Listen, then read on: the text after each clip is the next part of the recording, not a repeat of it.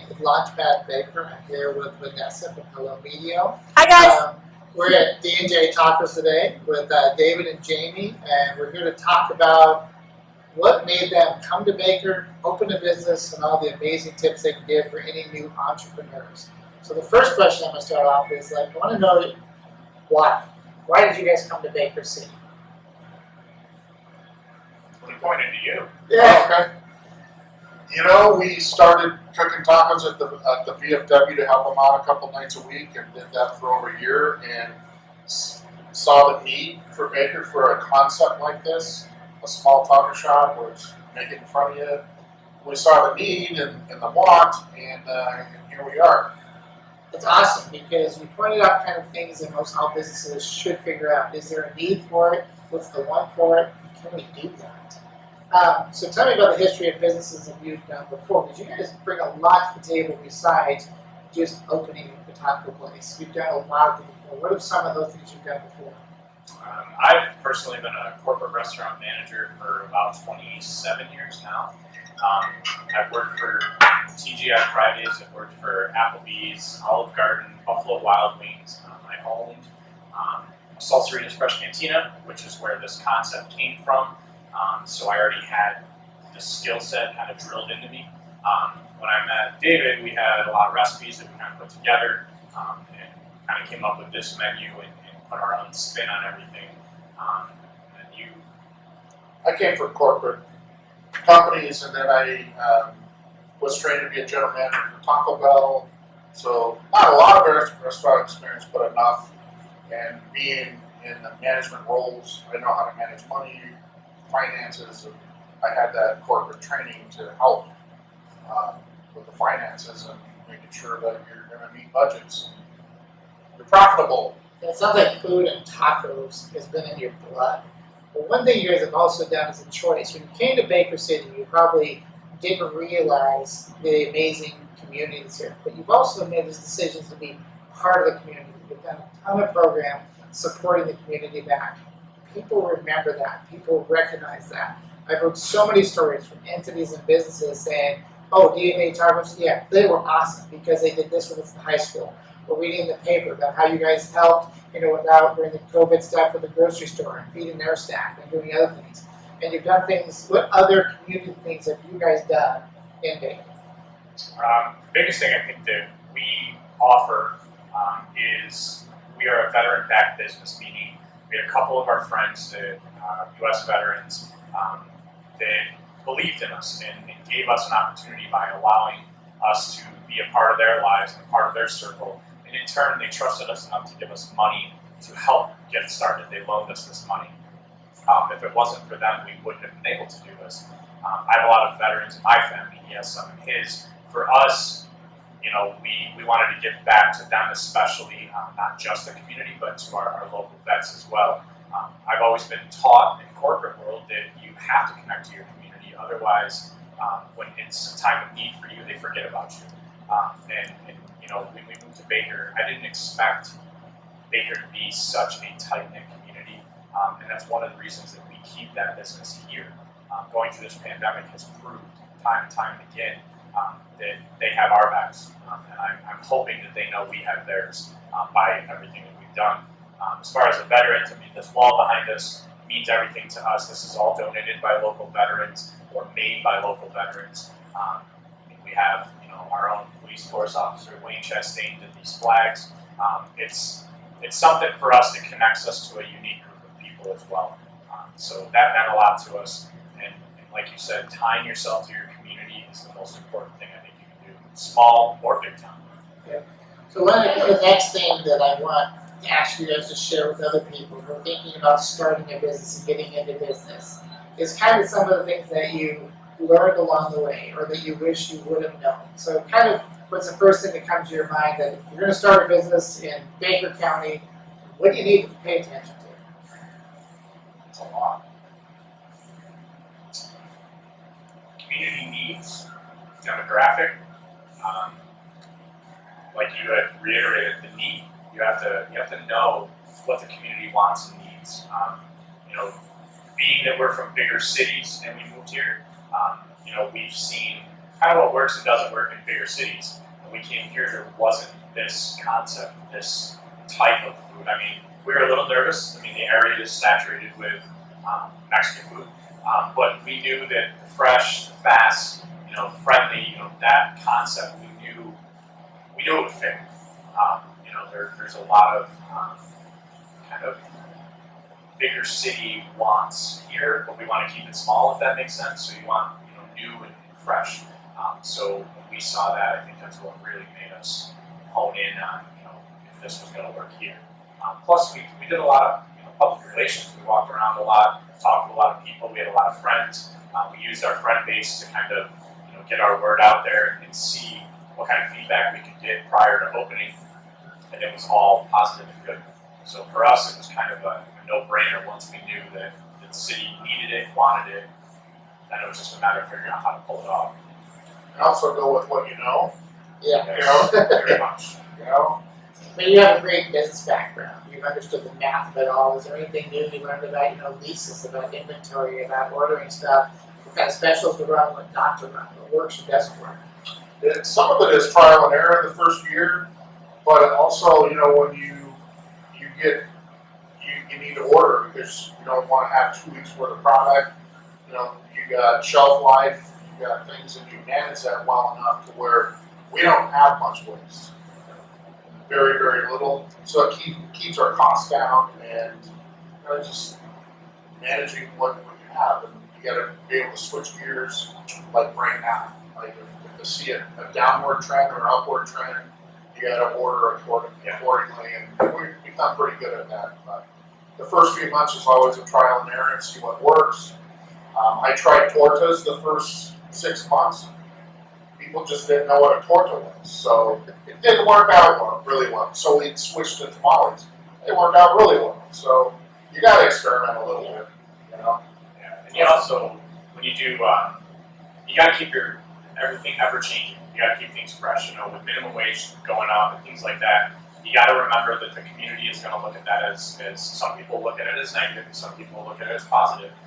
So we try to weigh that out. So we try not to alter our prices too much. However, what we try to do is if we do things like that, we try to keep the menu ever changing and evolving. So we go through the menu often and say, okay, these are working, these are not. We pull things down that aren't, we put things on that are. We get samples of new products every now and again just to try it out, see what we think of it. And like we have a new steak that we're working on right now that's really good. So you got to keep things moving. You got to keep connected to your customer base and know what they want. It's very important.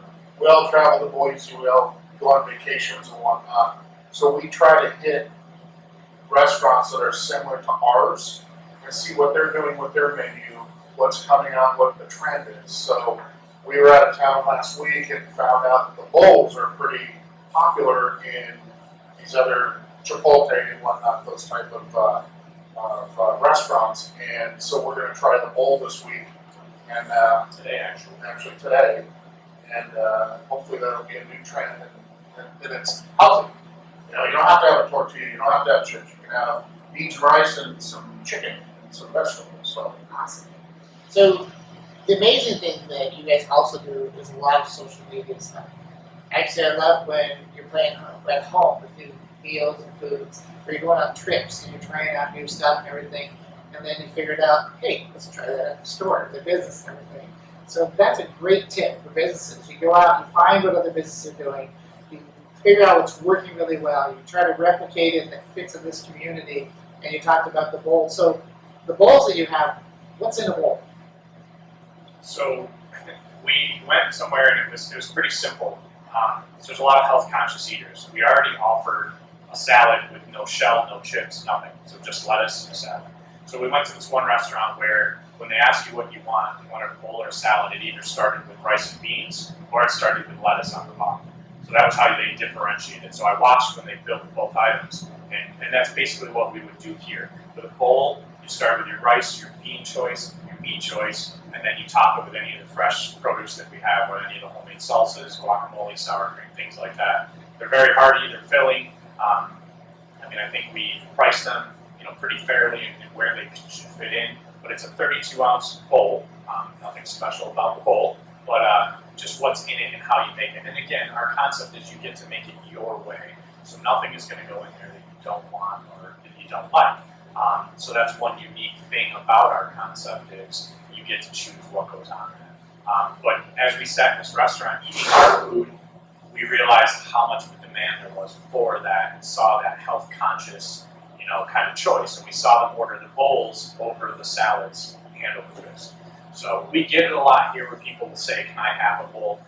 We also cater to keto, and we still do. We have a few people in town that eat that way. And we do like a melted cheese bowls. We melt the cheese down in a pan, create a bowl with that, and then that's what the salad is built on. So we definitely cater to people's needs. We watch trends. We understand that there's people eat differently. We're going to name it the Anchor Bowl, like the Anchor Wrap, and kind of make it our own. But that way, when they come in, they'll know their order. With the question of what is most important, if you're going to do a restaurant, like David said, you want to have the experience. You want to have the knowledge and the know-how to do it. It's not an easy business. Love baker in our community, but this is a tough community to really solidify a business in. If you don't do it properly and you really don't watch things, it's easy to sink. I mean, financially, you got to remember, summer you're going to make all your money, winter you're not. So you have to connect to the community here. you have to. That's why in the wintertime, we have a lot of events that we're connected to, and some of them we are volunteer. But if we didn't do those things, those volunteer things that we did wouldn't benefit us later on down the road. Those people are now loyal to us because we're loyal to them. The plaque on the wall was given to us. Lisa Jacoby, we do the taco feed. That plaque was a gift from them to us because as they said to us, you guys make this a lot easier for us. You take all the weight off of us and the stress. And that's why we do it, is to do things like that. These are just kind of bonuses that we get from people in town. It's great to be recognized, but that's not entirely why we do it. That loyalty, that's what I'm looking for. Is if I'm loyal to you, I would expect that back. So I think when you're operating a business and you're thinking of starting a business, those are some of the more important things to do and to feel out what your community's got, what it needs. The bottom line too is we enjoy what we do. Very much. We enjoy going out and helping people or doing the taco feed. It is fun. Isn't a lot of work, absolutely, but at the end of the day, it makes you feel good to help out and for people to say thank you for what you do. Well, they come through that People line. are pretty appreciative for what people do. They come through that line and they're like, oh yeah, we were in last week and we had a quesadilla, it was amazing. And so when you start hearing, I can't tell you how many times, and this isn't an exaggeration or patting myself on the back, but we're out in public pretty much every single day. We get people that'll walk up and just simply thank us. Thank you for doing what you do. Thank you for supporting the veterans. Thank you for supporting our community. It doesn't go unseen. Those are the things, those unsolicited pats on the back are what makes everything. I've said we could have worst Monday ever. As soon as I open the doors and I start getting my customers, it just wipes it all away. You start seeing your regulars and talking, and it just wipes it all away. It makes it all worth it right down in there. So it is a tough business. Any business you go into is tough. Restaurants happen to be, I think, a little more tougher and in-depth, but again, it's the most rewarding thing I've ever done. That's why I've stuck with it so long. So. Awesome. Another amazing community thing we did was the Taste of Nordic. Explain that to me. You know that better than I do. So Chelsea Judy reached out to us and stated that they have this event up at Anthony Lakes that is a very unique event. You take your food, samples of your food or your beverage, and you go up and you set up on the Nordic Trail around Anthony Lakes. So they set you up and they kind of pair you up with like food with beverage. And then people cross-country ski, snowshoe, or walk. We did see a few that walked. That they come up to your table, they use a token system, and you provide them with, like we did, street tacos. I'll be honest, when we first took it on, I was like, man, this is probably going to suck. We're going to freeze up here. And it's going to be hard to keep the food warm when you have every weather condition possible happening. But we did it. We actually made the Portland News that day. Grant from the Portland News, from Grant's Getaways, came and interviewed us. We actually made the news. So it was a huge benefit for us to do this event and to actually be a part of it. The second year, unfortunately, we both got sick and had to cancel, which really stunk.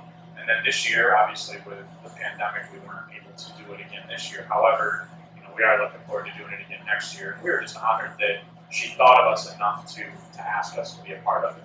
It was a lot of fun. It was. But how cool is that? To be at 7,000 feet, ending out tacos to people on cross-country skis and snowshoes. It was fun. It was fun. It was the first. Welcome to Yeah. Eastern Oregon. Yeah. Exactly. Thank you again for spending time with us here at D&J Taco. The Main Street in Auburn, anytime you're down here, absolutely stop in. Thank you again from Launchpad Baker and Hello Media. Have a great day.